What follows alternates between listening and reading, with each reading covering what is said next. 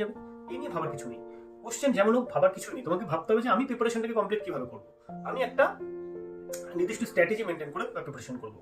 একটা লাস্ট ভিডিওতে একজন নিচে কমেন্ট করেছে, পিএসসি ক্লার্কশিপের এক্সাম লাস্ট 2019-এ হয়েছে রোটেশন, আর এবার 2024-এ যে পরীক্ষা হবে এর মধ্যে পিএসসি অলরেডি কোশ্চেন অনেক পরিবর্তন করছে বা টাফ দিচ্ছে দিন দিন। পরীক্ষায় দেখা যাচ্ছে জাস্ট ডব্লিউবিসিএস কোশ্চেন টাফ এসছে, পিএসসি কোশ্চেন প্রতি পরীক্ষায় টাফ করছে। তাহলে এখন কি একটা বই ফলো করা কার্যকারী হবে? একটা বইয়ের ফর্মুলা কি কার্যকারী? দেখো, এটার উত্তরে আমি একটাই কথা বলবো যে পিএসসি কোশ্চেনের পরিবর্তন করছে, এটা সত্যি কথা। পিএসসি কোশ্চেনের পরিবর্তন করছে, প্যাটার্নের পরিবর্তন করছে, টাফও করছে একটু। কিন্তু তোমাকে আমি ধরে নিলাম যে কোশ্চেন টাফ হবে, ঠিক আছে, কোশ্চেনের পরিবর্তন, পিএসসি প্যাটার্ন পরিবর্তন করছে। তাহলে কি করবে তুমি? মানে একটা বই পড়বে না, একটা বইয়ের জায়গায় 5টা বই পড়বে, নোটস পড়বে, যেখানে যা পাবে সেগুলো পড়বে, মানে শুধু ওই পিএসসি কোশ্চেন টাফ করছে তাই। দেখো, যদি এটা করো, আমার একটাই প্রশ্ন তোমার কাছে, কি তুমি রিভিশন দিতে পারবে সবকিছু? তুমি 10 জায়গা থেকে পড়ো, তুমি রিভিশন দিতে পারবে পরীক্ষার আগে? মনে রাখো, রিভিশন ছাড়া যে কোনো এক্সামের প্রিপারেশন সম্ভব নয়। তুমি যেটা রিভিশন দিতে পারবে তুমি সেটাই পড়বে। তাছাড়া রিভিশন ছাড়া রিভিশন দিতে পারবে না অথচ পড়ে রাখা মানে সেটা কোনো কার্যকরী নয়, কারণ সেটা পরীক্ষার আগে তুমি মাথায় থাকবে না।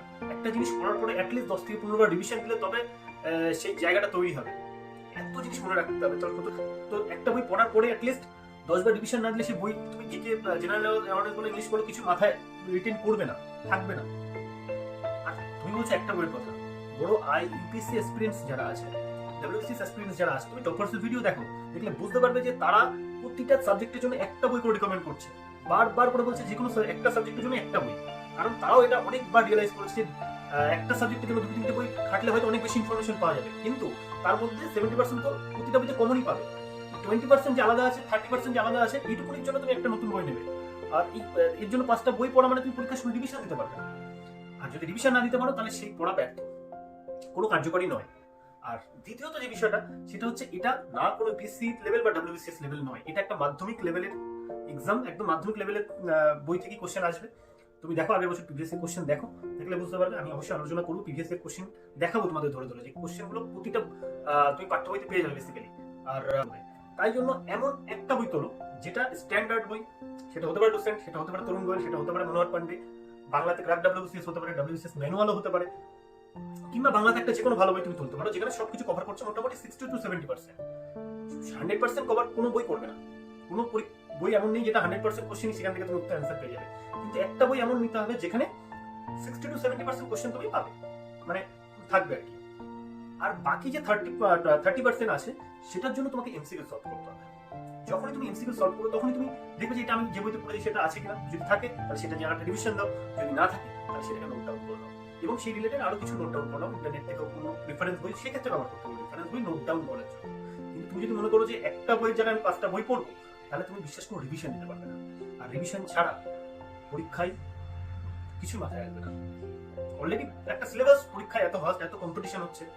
আর দ্বিতীয়ত যেটা বলার, কম্পিটিশন হলো ঠিক কথা, পরীক্ষা টাফও হতে পারে, কিন্তু হলে সেটা সবার জন্য হবে।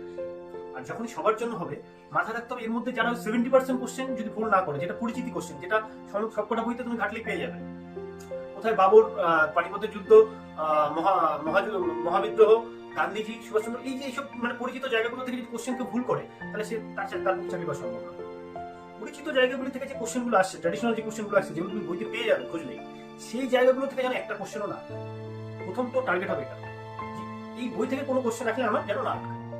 তারপরে বইয়ের বাইরে যদি কোশ্চেন আসে তাহলে সেটা সবার পক্ষে টাফ হবে, কারণ তুমি শুধু সিজিএল থেকে শুরু করে ডব্লিউবিসিএস এর টপার্স লোকে লুসেন্ট পড়ে, তারা ডব্লিউবিসিএস ম্যানুয়াল পড়ে, আর এই তো পিএসসি ক্লার্কশিপের এক্সাম দিচ্ছে, তুমি অনেক ইজি কোশ্চেন আছে। তাহলে তুমি একটা বই ওঠাও যেটা স্ট্যান্ডার্ড বই, যেগুলো 70-80% কভার হচ্ছে, সেটাকে 10 থেকে 15 বার রিভিশন দাও, এবং তোমার প্রথম টার্গেট হবে এই বইয়ের বাইরে যেন, মানে এই বইয়ের ভিতরে কোশ্চেন আসলে আমি ছাড়বো না, মানে এই অ্যাটিটিউড থাকবে। তারপরে যদি কোশ্চেন টাফ হয়, বাইরে থেকে আসে, তার জন্য তুমি এমসিকিউ প্র্যাকটিস করবে শেষের দিকে, ওই এমসিকিউতে অনেক কোশ্চেন তুমি পেয়ে যাবে। আর তারপরেও যদি টাফ হয় তাহলে সেটা সবার জন্যই হবে, কাট অফ অনেক কমে, এই নিয়ে ভাবার কিছু নেই। কোশ্চেন যেমন হোক ভাবার কিছু নেই, তোমাকে ভাবতে হবে যে আমি প্রিপারেশনটাকে কমপ্লিট কিভাবে করবো। আমি একটা নির্দিষ্ট স্ট্র্যাটেজি মেনটেন করে প্রিপারেশন করবো, একটা বইকে বারবার পড়বো, আর বাকি রেফারেন্স বুকস বা এমসিকিউর মাধ্যমে আমি নোট ডাউন করবো। ধরুন আমার কাছে একটা বই আর একটা নোট খাতা থাকবে, ব্যাস এই দুটোকে রিভিশন দিয়ে পরীক্ষার আগে আমি চলে যাবো পরীক্ষা দিতে। দেখি কিভাবে পরীক্ষা খারাপ হতে পারে। আমার তো মনে হয় এইভাবে পরীক্ষা দিলে কারোর পরীক্ষা খারাপ হবে না। তো বোঝার চেষ্টা করো। বই তুমি 10টা 5টা ব্যবহার করতেই পারো, তোমার ব্যাপার সেগুলো, কিন্তু এগুলো আমি নিজে পড়াশোনা করেছি, তেমন রিয়েলাইজ করেছি। তাছাড়া তুমি টপার্সের রিকমেন্ডেশনে শুনবে, বড় বড় ইউপিএসসি অ্যাসপিরেন্টরা অব্দি একটা সাবজেক্টে একটা বই পড়ে রিভিশনের সাথে। রিভিশন না দিতে পারলে কিছু মনে থাকবে না। ওকে, তো এই ভুলটা কখনোই করো না। আর সঠিকভাবে গাইডেন্স পেতে হলে চ্যানেল সাবস্ক্রাইব করো, ফলো করো। ভালো লাগলে লাইক সাবস্ক্রাইব করো।